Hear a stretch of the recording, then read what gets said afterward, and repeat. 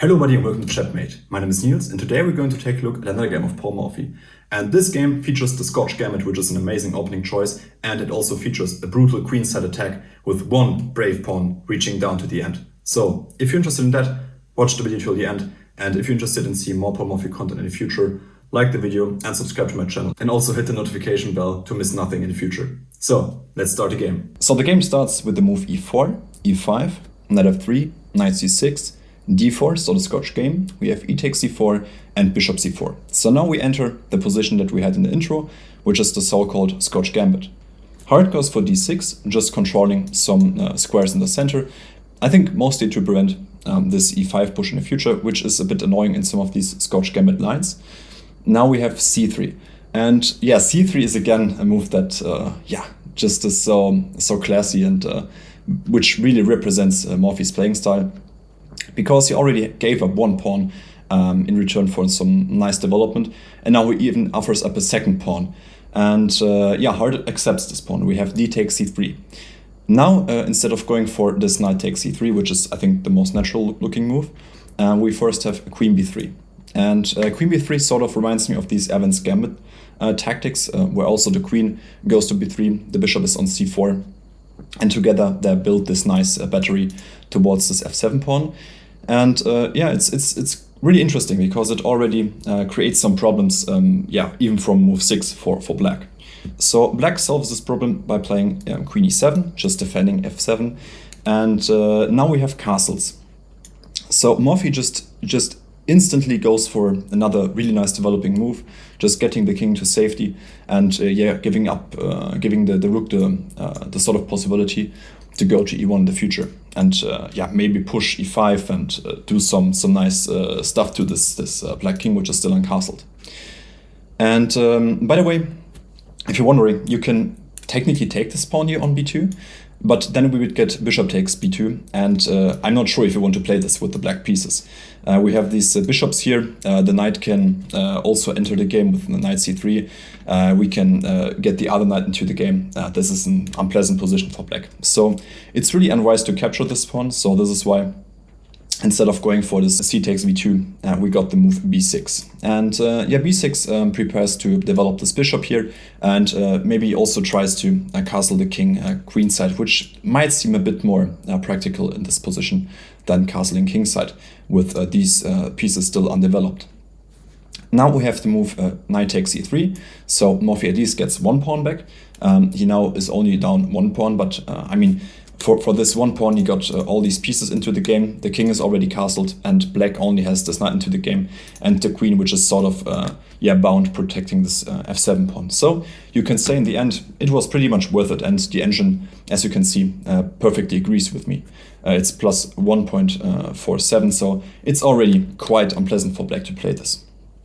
Now Hart goes for knight a5, which simultaneously attacks a queen and the bishop.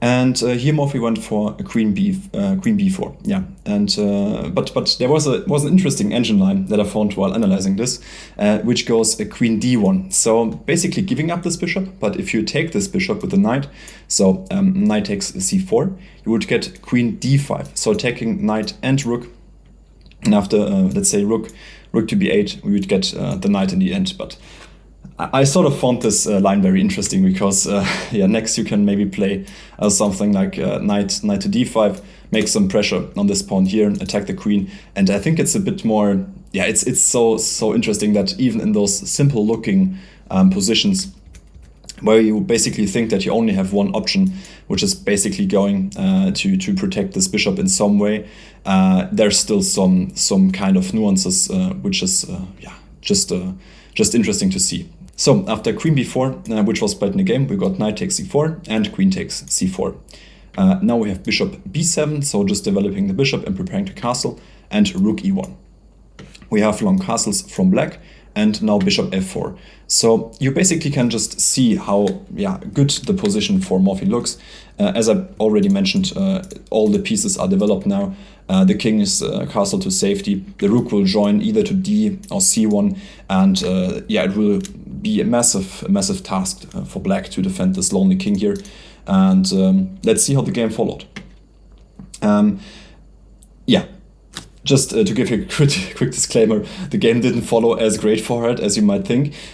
He played a move that I don't really understand, and maybe you in the comments can tell me what his idea was, because I have no idea what he did or why he did it. He played f6, and f6 I don't really know what it's doing, because yeah, of course it sort of prevents this e5 push in the future, but you don't develop any of these pieces, and now you even take away this nice square for the knight. So I'm not sure what he intended with this move, but maybe you know, maybe you guys know in the comments what he was trying to do. Morphy just continued developing. We have rook a to c1. Black went for king b8, just getting out of this ugly battery of rook and queen here. And now we had a queen d5. And queen d5 comes with a tempo on the queen. And the knight is really strong here on this square. And you guys probably wonder what is now the right decision. Do I take the knight or do I just move my queen? And you're more than welcome to try to find the best move for black here. I will give you a couple of seconds.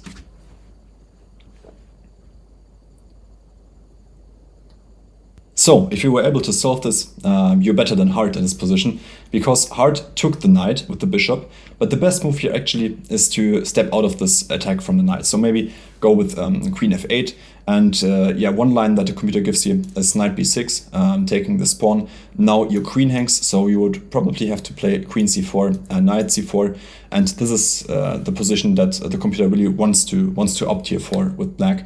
Saying that, okay, we have now equal material because, of course, white gained his pawn back.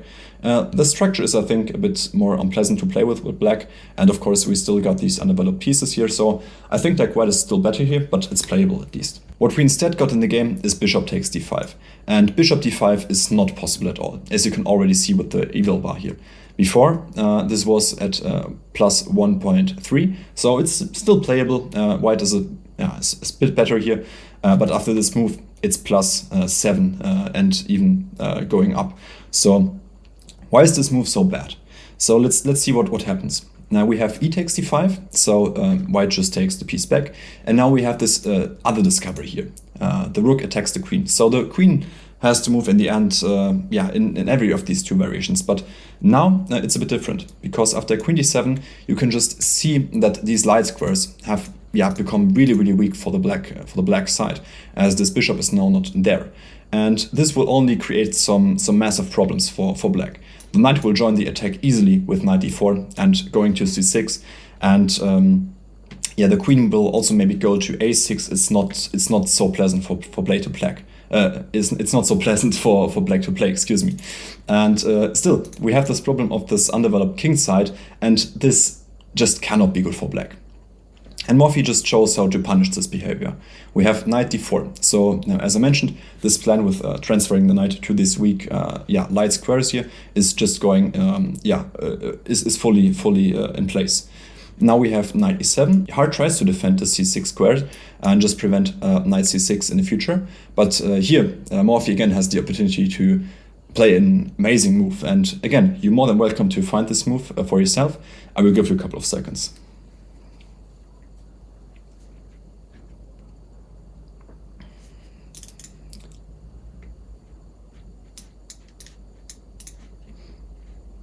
And you probably guessed it right. Morphy played the incredible move rook takes e7. Exclamation mark in my opinion. And you just take away the defender of this c6 square, and after bishop takes e7, we finally get queen a6. And you also could play knight c6 here immediately, but after king b7, you don't have access to that a6 square anymore. And this is where the whole idea of this queen c6 gets its power from, because you have an insane amount of pressure on this a7 pawn. So this is why Morphy sort of did it the other way around. He played queen a6 first, preparing to play knight c6, and now king b7 is no longer a possible answer to this threat. Here his opponent went for c5, so just trying to sort of defend a7 with the queen this way, but we still got massive problems for black now, because on the one side it just opens up the position for the black king. On the other side, now you get this insanely overpowered pawn here with d takes c6 en passant, and the pawn cannot be taken because of course it's protected twice by the white pieces. And after queen c8, you can just see that this pawn is just too strong for black. And as I already mentioned in the beginning, this one brave pawn marches till the end. We have c7 with check, so you have to do something about it. You could technically capture this pawn, but after rook takes, you can pretty much resign after that. So we had king a7, we had king e8, and now we have pawn takes d8, promoting to queen. And after queen takes d8, knight b5 now, the game is pretty much completely lost for black. Black here tried to move queen b8, just trying to somehow defend a7 and maybe also a c7, but after rook c7 it was in this position that black resigned the game, as there is pretty much nothing to do here anymore. And why do you resign here? First of all, you're down too much material. This bishop is not participating in the game. This rook is also not really participating in the game. You have this massive pressure here on a7 and mate is unstoppable. So let's see one possible variation that could follow. I analyzed queen takes c7, knight takes c7, king b8, and now after knight b5 you can resign again, because queen a7 followed by queen c7 is pretty much unstoppable. So if you enjoyed this game, leave a like and subscribe to my channel to miss nothing in the future, and you can also hit the notification bell just to support me. And I will see you in the next episode of the Morphy series, and have a nice day. See you, bye bye.